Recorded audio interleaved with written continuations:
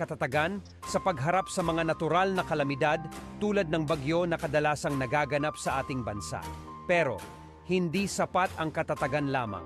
Dapat alam natin kung paano maghanda, bago, habang at pagkatapos ng isang bagyo.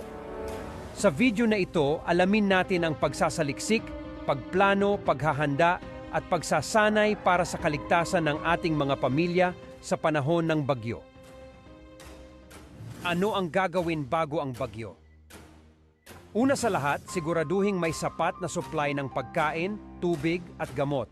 Ito ay upang masiguro natin na handa tayo sa posibleng kakulangan ng mga ito sa panahon ng bagyo. Pangalawa, siguruhing nakasecure ang mga outdoor items tulad ng mga puno, lalagyan ng tubig at mga outdoor furniture. Ito ay upang maiwasan ang anumang pinsala na maaaring idulot ng malakas na hangin. Pangatlo, magplano ng maaga kung sakaling kailanganing mag-evacuate. Alamin ang mga evacuation route at kung saan ang mga evacuation center na malapit sa inyong lugar. Pang-apat, siguruhing may sapat na baterya o power banks para sa inyong cellphone upang manatiling konektado sa impormasyon at emergency hotlines. Pang-lima, ihanda ang mga importanteng bagay tulad ng mahahalagang dokumento, first aid kit, flashlight, mga damit, gamit pang ulan at extra cash kung sakaling maging offline ang mga ATM.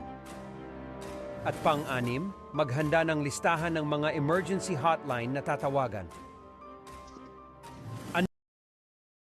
Mga dapat gawin sa panahon ng bagyo. Una, manatili sa loob ng bahay, iwasan ang paglabas sa bahay maliban kung talagang kailangan. Pangalawa, sundin ang mga abiso, pakinggan ang mga paalala at utos sa mga otoridad. Pangatlo, maghanda sa emergency kit, siguraduhin mayroong mga pangunahing pangangailangan tulad ng tubig, pagkain at first aid kit.